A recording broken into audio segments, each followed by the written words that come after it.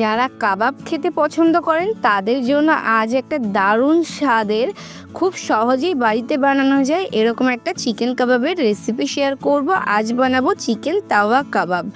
এখন picnic season চলছে, তো যারা যারা পিকনিক করছেন পিকনিকের সন্ধ্যাবেলা কিন্তু গরম গরম এরকম কাবাব খেতে কিন্তু দারুণ লাগে। তো হ্যালো বন্ধুরা, আমি শুভ্রা, রান্নাঘরে পরিবার চ্যানেলে আপনাদের স্বাগত জানাই। চলুন তবে রেসিপিটা দেখে নেওয়া যাক।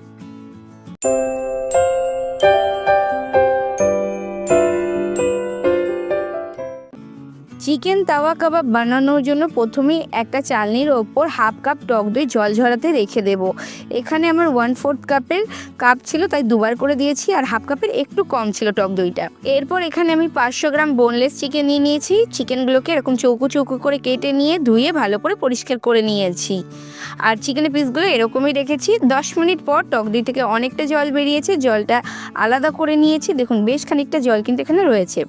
এরপর একটা পাত্রে একটা মশলা বানিয়ে নেবো। তার জন্য 1 চা চামচ লবণ, হাফ চা চামচ হলুদ, হাফ চা চামচ জিরে গুঁড়ো, হাফ চা চামচ ধনে গুঁড়ো, হাফ চা চামচ গোলমরিচের গুঁড়ো, আর 1 চা চামচ রসুন বাটা, 1 চা চামচ আদা বাটা। আদা রসুনটা কিন্তু আমি গ্রেট করে দিয়েছি এখানে। আর দিয়ে দিলাম 3 চা চামচ পরিমাণে সর্ষের তেল।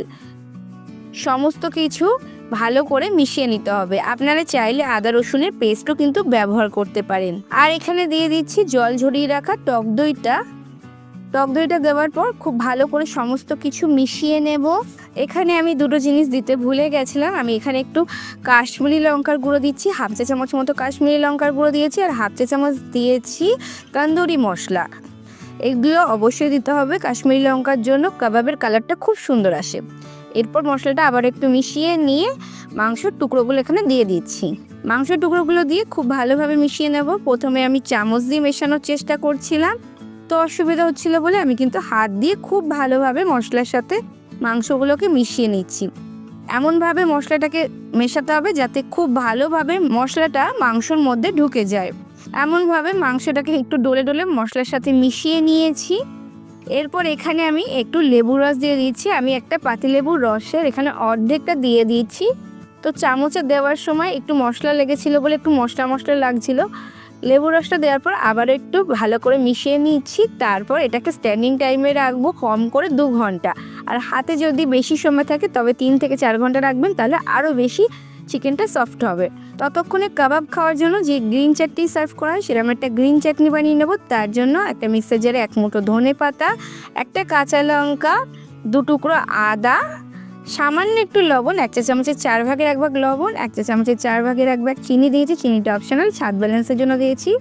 1 চা চামচের 4 ভাগের 1 ভাগ চাট মশলা, আর দিয়েছি ওই যে অর্ধেকটা লেবু ছিল সেই অর্ধেকটা লেবুর পুরো রসটা। এরপর সমস্ত কিছু স্মুথ একটা পেস্ট করে নিয়েছি। এদিকে 4 টেবিল চামচ টক দইয়ের মধ্যে এই যে মিশ্রণটা আছে এটা দিয়ে দিলাম। আমি শুধুমাত্র ধনে পাতা দিয়েছি, আপনারা চাইলে এর সাথে পুদিনা পাতাও দিতে পারেন, তবে পুদিনা পাতার পরিমাণ কিন্তু ধনে পাতার অর্ধেক হবে। এরপর সমস্ত কিছু মিশিয়ে নিচ্ছি খুব ভালোভাবে, এরকমভাবে যাতে দইতে কোনো গুটলি গুটলি না থাকে। দেখুন মেশানো হয়ে গেছে, আর আমাদের কিন্তু কাবাবের সাথে খাওয়ার জন্য গ্রিন চাটনি একদম রেডি। এরপর এদিকে আমি গ্যাসে একটা সসপ্যান বসিয়ে দিয়েছি। সসপ্যানটা একটু গরম হয়ে গেলে এর মধ্যে চিকেনটা দিয়ে দিলাম, যেটা আমি ম্যারিনেশন করে রেখেছিলাম। এর মধ্যে অনেকটা তেল দিয়েছিলাম বলে এখানে আমি আর সসপ্যানে কোনো তেলের ব্যবহার করিনি। আর মাংসটা দেওয়ার পর প্রথমে একটু ছড়িয়ে দেব, দিয়ে এরমভাবেই রান্নাটা করে নেব। আর যে মশলাটা ছিল সবটাই কিন্তু এখানে আমি দিয়ে দিয়েছি। এরকমভাবে সসপ্যানের চারিদিকে ছড়িয়ে দিয়ে একটু ঢাকা চাপা দিয়ে প্রথমে লো ফ্লেমে রেখে রান্না করে নেব 7-8 মিনিট মতো, যতক্ষণে চিকেনের মধ্যে থাকা সমস্ত জলটা ছেড়ে দেবে। তো এখানে আমি 7-8 মিনিট পর ঢাকনাটা খুলে নিচ্ছি। দেখুন মাংস থেকে কিন্তু অনেকটা জল ছেড়েছে, আর টক দই থেকেও বেশ কিছুটা জল ছেড়েছে। ঢাকনা খুলে নেড়ে চেড়ে গ্যাসের ফ্লেমটা বাড়িয়ে দিয়ে রান্না করে নেব যতক্ষণে মাংসর জলটা শুকিয়ে যায়। তো প্রথমে এরকমভাবে একটু বাড়িয়ে দিয়ে নেড়ে চেড়ে রান্না করে নিচ্ছি। তো এ পর্যায়ে মোটামুটি 5 থেকে 6 মিনিট মতো রান্না করতে সময় লাগবে। আর নেড়ে চেড়ে এমনভাবে রান্না করতে হবে যাতে মশলাটা কিন্তু মাংসর গায়ে একদম কোট করে যায়। তো আমি এরকমভাবে অনবরত নেড়ে নেড়ে রান্নাটা করছিলাম যাতে মশলাগুলো তলা থেকে ধরে না যায়। তবে কাবাব কিন্তু একটু পোড়া পোড়া হয়, তাই সেইভাবেই সেঁকা সেঁকা মতো করে একটু দাগ ধরা মতো করেই মাংসটাকে রান্না করতে হবে। দেখুন আমাদের মাংসটা ড্রাই হয়ে গেছে, আর আমি কিন্তু এই পর্যায়ে দেখে নিচ্ছি মাংসটা সেদ্ধ হয়ে গেছে।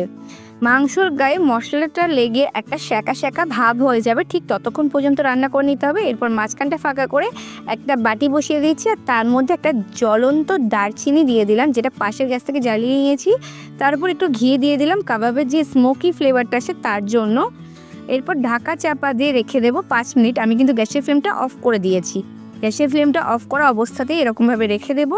5 মিনিট পর ঢাকনাটা খুলে নিচ্ছি। দারচিনি কিন্তু আমার মাঝে নিভে গেছিলো, আমি আবার একটু জ্বালিয়ে দিয়েছিলাম।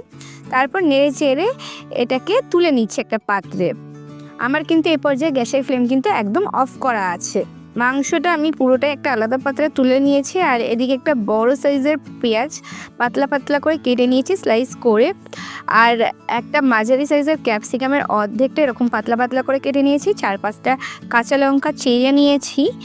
এরপর ওই যে সসপ্যানটা, তাতে আমি 2 টেবিল চামচ পরিমাণে সাদা তেল দিয়ে এর মধ্যে আমি ওই যে পেঁয়াজ, ক্যাপসিকাম আর কাঁচা লঙ্কাগুলো দিয়ে নেড়ে ছেড়ে নেব। এখানে আপনি সাদা তেলের বদলে কিন্তু বাটারও দিতে পারেন। নেড়ে ছেড়ে লো ফ্লেমে এগুলোকে একটু ভেজে নেব। পেঁয়াজ আর ক্যাপসিকামটা নেড়ে ছেড়ে লো ফ্লেমে 1 থেকে 1.5 মিনিট মতো ভাজতে এর মধ্যে আমি দিয়ে দিচ্ছি সামান্য একটু চাট মশলা, 1 চা চামচের 4 ভাগের 1 ভাগ, আর 1/2 চা চামচ দিয়েছি তন্দুরি মশলা। মশলাটা দিয়ে একটু নেড়ে চেড়ে নিচ্ছি। যেহেতু মাংসের মধ্যে অনেকটা টক দই, লেবু, লবণ দেওয়া ছিল, তাই এখানে আমি আলাদা করে আর কিছু দেব না। শুধুমাত্র সমস্ত কিছু একটু নেড়ে চেড়ে ভেজে নেওয়ার পর ওই আগে থেকে যে মাংসের টুকরোগুলো আমি রান্না করে রেখেছিলাম সেগুলো এর মধ্যে দিয়ে নেড়ে চেড়ে ভালো করে 3-4 মিনিট মতো লো ফ্লেমে রান্না করে নেব। একটুখানি ক্যাপসিকাম আর পেঁয়াজটা সফট হয়ে আসবে, তবে ক্যাপসিকাম আর পেঁয়াজ কিন্তু পুরোপুরি সেদ্ধ হবে না, আর একটু মাখো মাখো বা একটু মজে যাবে ততক্ষণ পর্যন্ত রান্না করব। লো ফ্লেমে রেখেই করতে হবে। আর খেতে কিন্তু এই কাবাবটা দারুণ লাগে। বানানো খুবই সহজ, দেখতেই পেলেন কত সহজে বানানো হয়ে গেল। বাড়িতেই যে কোনো কড়াইতে বা সসপ্যানে বানিয়ে নিতে পারেন। আর শীতকালে সন্ধেবেলা এরকম গরম গরম কাবাব আর তার সাথে গ্রিন চাটনি হলে কিন্তু সন্ধেটা পুরো জমে যাবে। বা কোনো পিকনিক, গেট টুগেদার বা কোনো গেস্ট বাড়িতে আসলেও এই কাবাবটা বানিয়ে খাওয়াতে পারেন। ভীষণ ভালো লাগে, সকলে ভীষণ পছন্দ করবে।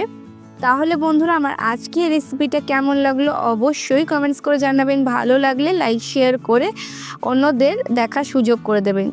আমি কাবাবের সাথে গ্রিন চাটনি আর অনিয়ন রিং সার্ভ করে দিয়েছি। আপনারা যদি এরকম আরও নিত্য নতুন রান্না দেখতে চান, অবশ্যই আমার ইউটিউব চ্যানেলটা একবার ঘুরে আসতে পারেন। সেখানে কিন্তু 400-এরও বেশি নিত্য নতুন রান্নার রেসিপি আপলোড করা আছে।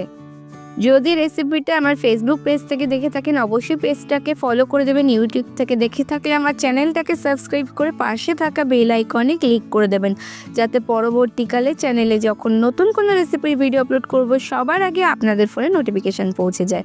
আজকে এই পর্যন্তই, আবার আসবো অন্য কোনো দিন অন্য কোনো রেসিপি নিয়ে। ততক্ষণ ভালো থাকবেন, সুস্থ থাকবেন।